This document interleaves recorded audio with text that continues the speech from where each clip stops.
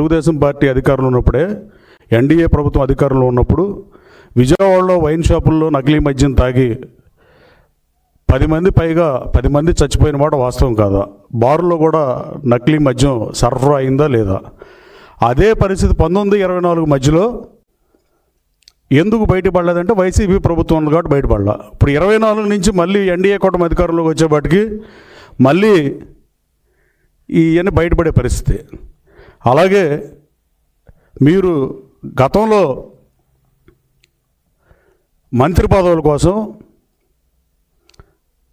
జగన్మోహన్ రెడ్డి గారు మెప్పు పొందడం కోసం చంద్రబాబు గారి ఇంటి మీదకి దాడికి వెళ్ళటం, సభ్య సమాజం తలదించుకునే పనులు చేసినా మీకు స్వామికార్యం స్వకార్యంలాగా మీకు మంత్రి పదవి వచ్చింది చంద్రబాబు గారి ఇంటి మీద దాడి చేయటానికి వెళ్ళినప్పుడు.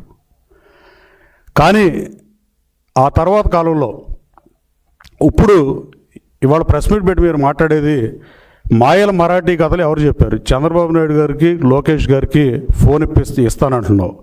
నువ్వు చంద్రబాబు నాయుడు గారు అని మాట్లాడితే ఒక రకంగా ఉంటుంది, కానీ నువ్వు మాట్లాడేది చంద్రబాబు నాయుడు ఎంత దిగజారిపోయావురా అని నువ్వు అనవచ్చా?